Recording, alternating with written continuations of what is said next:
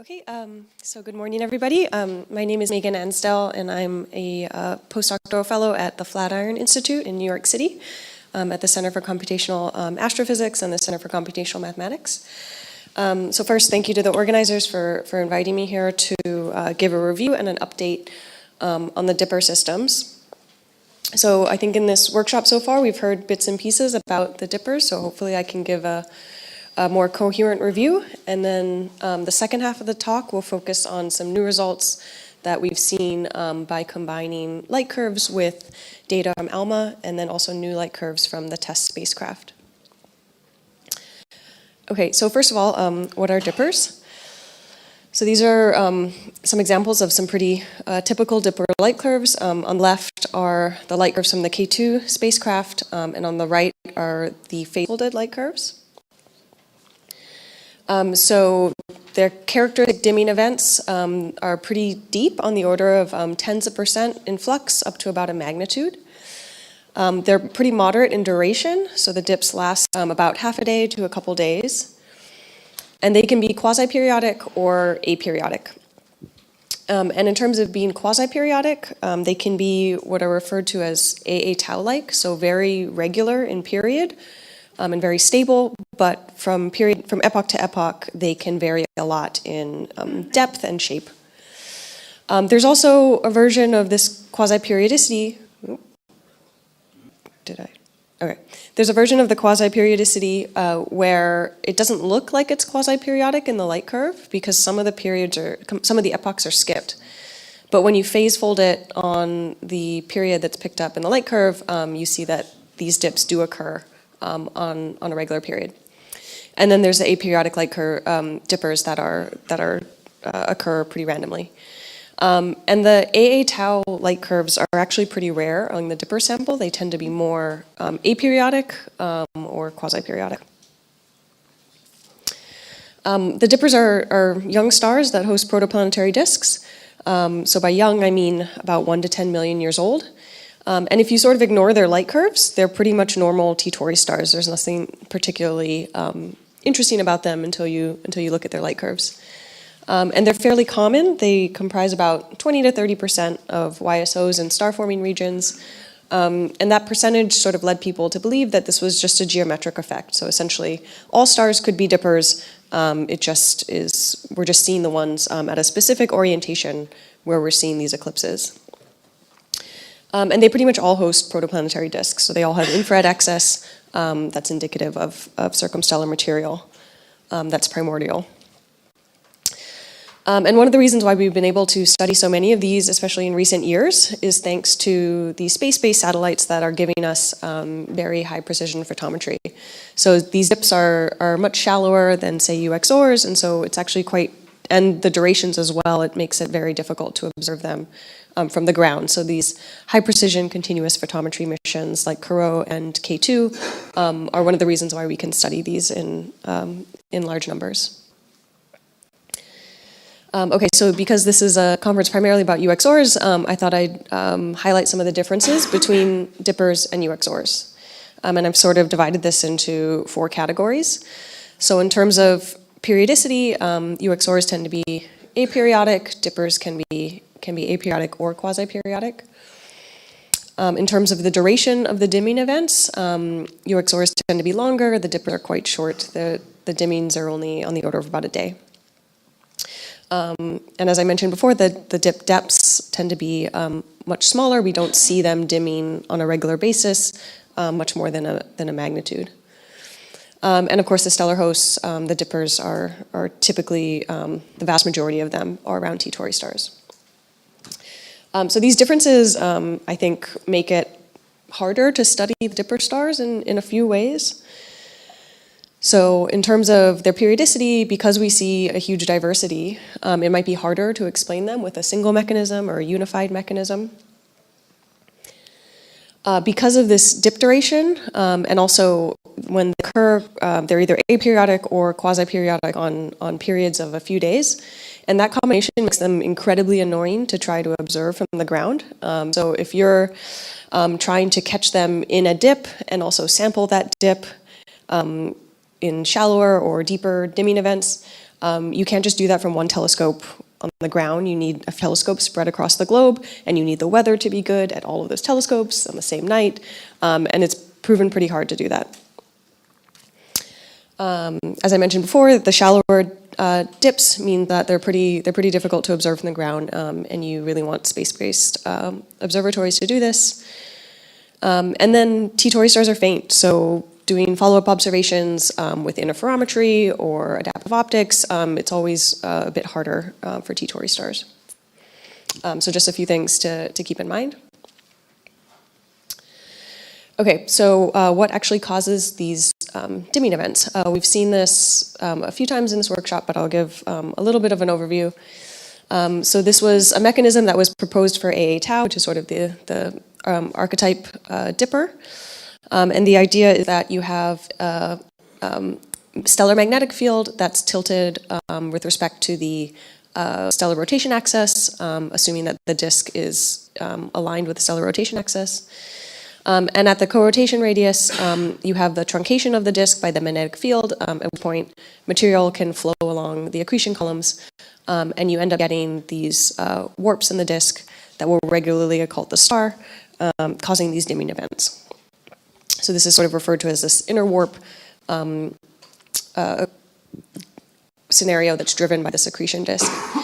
And as a consequence of that, you would expect the dippers to be basically all nearly edge-on disks, and their inclination is about 70 degrees. It's not completely edge-on because the disk midplane would be optically thick and it would block the star. You wouldn't actually be able to detect the star and get a light curve in the first place. So they should all be sort of nearly edge-on. And this was successfully modeled. This is work by McGinnis 2015, where you could model these dippers and all basically could be successfully modeled with all nearly edge-on disks, and they explained the difference in the quasi-periodic and aperiodic variability as being associated with stable accretion regimes or unstable accretion regimes. So in stable accretion, you get these two nice funnel flows, and you can get these quasi-periodic dimming events. In unstable accretion, which is typically associated with higher accretion rates, you can get these accretion tongues that can form and dissolve on the order of a stellar rotation period, so you don't see them repeating in the light curve. So that was a very nice picture. Eva Bodman did work in 2017 that tried to generalize this a little bit more and try to explain using the actual properties of a larger sample of dippers that we found in the K2 data, and also extend it to things that were perhaps not completely edge-on. So the general idea is that the dippers, when they're quasi-periodic, tend to have periods that are the same as the stellar rotation period. So this suggests that the material is at the rotation radius of the star.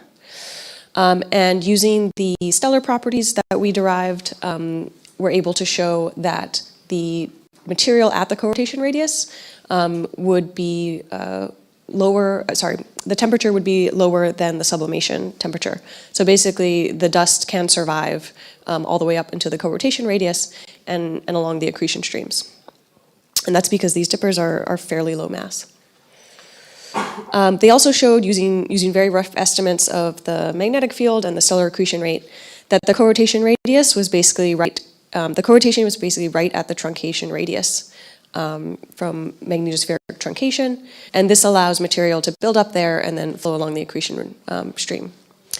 And if you assume that there can be a variety of tilts for the magnetic field axis, you can allow for a variety of viewing angles up until about intermediate inclinations. So this was a nice way to extend things beyond just the nearly edge-on inclinations. And this was consistent with the fact that we were seeing about 20 to 30% of YSOs being dippers in star-forming regions. And if you restrict it to a very small inclination angle, there's too many of them. So this sort of accounted for the large number of dippers we were seeing in star-forming regions. To confirm this, though, we need measurements of the magnetic field, the magnetic dipole tilt axis, the stellar inclination axis, and better measurements of accretion. So if anybody can provide those, that would be great. Okay, one interesting thing that we found when we started looking at the stellar properties of these dippers in more detail is that a lot of them aren't significantly accreting. So we did this very roughly with H-alpha equivalent width and applied this criteria from White and Basri 2003. The gray region is where you'd expect classical T-Tauri stars, and the white region is where you would expect weak-line T-Tauri stars. So this is just for the sample of dippers that we were able to get spectra of a few years ago. And you see most of them are consistent with weak-line T-Tauri stars. These do have disks. They are accreting a little bit, but they're not accreting at the classical T-Tauri level that we would expect, at least at the moment that we got these spectra. So this, the accretion warp scenario becomes a little less likely for some of these. We also had infrared spectra, and we're able to measure the Paschen gamma emission, and you can see that where the dippers lie are on this lower edge of the classical T-Tauri regime. Another question we can ask is, are these dipper disks really edge-on? And thanks to ALMA, we can now start looking at that for large samples of dippers. And a few years ago, we decided to just look in the ALMA archive and see what dippers were just happened to be there, and if we could resolve their disks. So there were three of them, and we basically found something that we did not expect, and that was that we found one edge-on disk at about 70 degrees inclination, we found one intermediate disk at about 50 degrees inclination, and then we found a disk that was completely face-on. So this seemed to suggest that the dippers were not particularly inclined to have edge-on inclinations. These are the K2 light curves. Interestingly, the face-on disk has some of the deepest dips in the K2 dipper sample. And then the face-on disk has actually the most shallow dips. And we've seen this disk a few times in this workshop. This is J1604, which, if you look at the scattered light image, has shadows in the outer disk, very narrow shallows that suggest that there's an inclined inner disk. So this one actually, the dipper behavior can probably be explained by some companion in there that's warping inner disk. So that's just one example of a non-accretion related scenario. Okay, so this motivated us to do a larger survey of inclinations for the dippers. So we had a dedicated ALMA program, but also, fortunately, there's just been this flurry of surveys of nearby young star-forming regions with ALMA, and so we were able to leverage a lot of just what's in the archive. And to derive these inclinations, what we did was combine this very nice package Galario, which was made by Marco Tazzari, which is a Python library for fitting large radio interferometric visibilities like what you would get from ALMA. You can use GPUs, so we used a GPU to fit this data very quickly. You can also use multi-CPU cores. It's very easy to switch between the two with Galario. And you can combine this with MC, which is a package written by Dan Foreman-Mackey, and it basically allows you to do CMC sampling for Bayesian parameter estimation. And so by combining these, you can do incredibly quick fits of large ALMA data sets, assuming some sort of disk profile. And the nice thing about this is that because it's Bayesian, you get out uncertainties and posterior distributions, which you can use for your analysis. So this is what we did for as many dippers as we could find with resolved ALMA data. So we ended up with 24 dippers, which were spread between Upper SCO and Ophiuchus. So the dippers were found in the literature from K2 light curves, and then the outer disks were resolved by ALMA. So these are the images of the disks, and then you can see the visibility profiles and the Galario fits, and then the K2 light curves. So you can see it's a wide variety of disk morphologies, and when you combine all these inclinations together, you get a histogram that looks like this. So on the bottom is cosine inclination, and basically if you have an isotropic distribution, cosine inclination would be flat. So we basically see a flat distribution out till about 70, 75 degrees. And this is that observational effect that I told you about before, where when you have a very edge-on disk, you basically block out the star. So these disks could not be detected by K2, and we confirmed that by making this big grid of MCFOS models and confirming that indeed K2 would not be able to actually even detect these stars because of the disk. So histograms are a bit messy, they require binning, so we took advantage of the posterior distributions that we got out of Galario and MC, and did an MC sampling of the posterior distributions and plotted the empirical cumulative distribution function of the dippers against a uniform distribution for inclinations less than 75 degrees. So basically just this area here, and it's incredibly consistent with isotropic. So we attempted, these are all the dippers in our sample, in our resolved ALMA sample, and we attempted to at least put some sort of constraint on these dipper mechanisms, all of which I think have been talked about in this workshop, so I won't go into them in detail. But tried to rule some of them out based on inclination arguments, and the conclusion we came to is basically multiple mechanisms need to be invoked to explain the dippers, and perhaps even new ones. So there are some dippers that don't have any explanation and can be all ruled out based on inclination arguments. So one interesting thing, 4 of the dippers in our sample overlapped with the D-sharp survey. So for those of you that don't know, D-sharp was a survey of 20 disks, which are shown here, done by ALMA at extremely high resolution in the continuum. So this is 5 AU resolution, and you can see there's a large diversity of disk morphologies that they found, and these are the 4 that are dippers. And again, big diversity. You see some of them have azimuthal asymmetries, some of them are smooth, a lot of them have rings. And so what's interesting though is that this pretty much reflects the overall D-sharp sample. You see a big diversity here, you see a big diversity of the dippers. So again, there's nothing particularly special about them when you're looking, at least in the bulk of the disk. And also, just to point out, there are D-sharp disks that have K2 curves, which are not dippers. Okay, so the last thing I'll talk about is the new work that's been coming out from TESS. So I mentioned that dippers tend to be protoplanetary disks and young stars, but part of that is an observational bias. So the high precision space-based telescopes that we've been using to look for dippers have focused on old stars or young star forming regions. And we haven't really looked at this intermediate age of young moving groups that are about 10 to a few 100 million years old.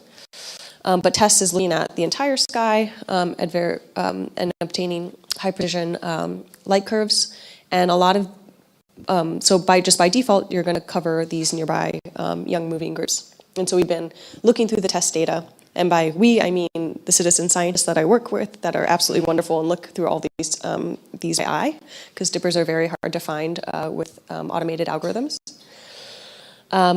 And we've found, this is the first dipper that was published. This work was led by Eric Gaidos.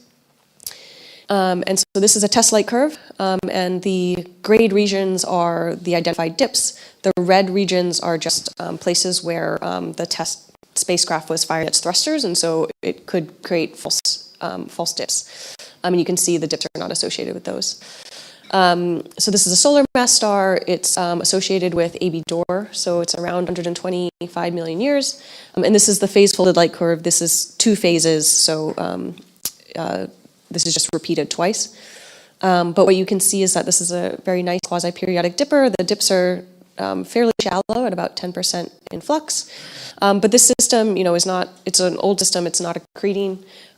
So this rules out that inner disk warp scenario that's applied to a lot of dippers. And what the conclusion that was come to in this paper is that it could be explained by a disrupted 10-kilometer planetesimal that's been completely disrupted into micron-sized grains. And it's near but further out than the co-rotation radius. And it's been disrupted due to tides with the star or stellar radiation. And so what I think is really interesting about these intermediate age dippers is that this has given us insight into this final phase of rocky planet formation that isn't being probed in a lot of other ways.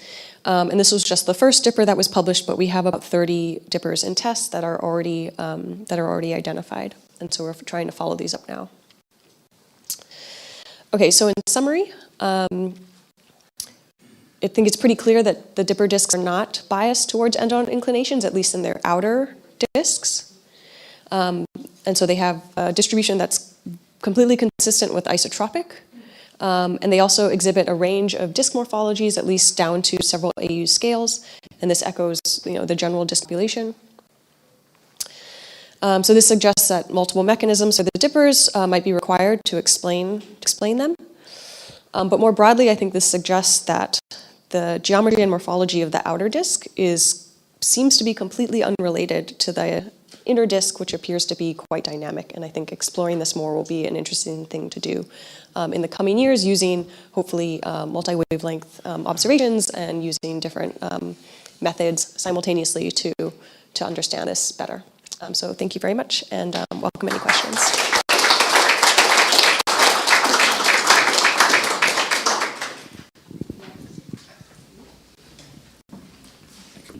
In your survey of inclinations, are most objects T-Tauri stars, or what's the fraction of AE stars? Yeah, so out of the 24, I think at least 20 were K or M-type stars. I think there was maybe one G-type star and two A stars. Yeah. I'm wondering about this HD 240-779 where you showed the test light curve. So you concluded that here it is not accretion driven, but it's a tidal disruption of a planetesimal. So I'm wondering what's the inclination of this system, and where you have this kind of explanation, is it needed that the system should be edge on, or can be any inclination? I mean, because it's such a nice, periodic signal, I would expect that it would be pretty edge on. So there's no ALMA data for this. It's a very faint, it's an old star. There's not a lot of infrared excess. I just submitted a ALMA ACA proposal to try and get a constraint on the sub-millimeter flux, and hopefully we can follow that up. So we're hoping to get resolved images, but there's not a lot of dust there. So yeah.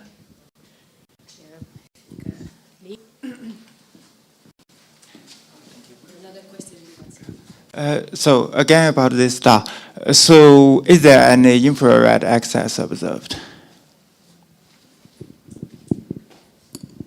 So there's WISE-4 infrared excess, which would be completely unassociated with the dust that's causing this, right? WISE-4. So at 22 microns. Sorry? No, right, but this is observations taken when WISE still was fully operational. So there's WISE-4 excess for this star, so this is, years ago, but that dust that's creating that WISE-4 excess is not the dust that's occulting this. The dust that's required to cause these dips would be undetectable in the WISE-2 band, which would be associated with this dust. So there is no WISE-2 detection, but this dust would be under the sensitivity of WISE. Yeah. Yeah, last question, and then you can go to the coffee break. Yeah, to go back to the comparison with the UX Ori phenomenon, I asked the other day someone whether the dippers show the bluing effect, and the answer was yes, because AA tau shows the bluing effect. So, do you have multicolor or polarimetric information on dippers?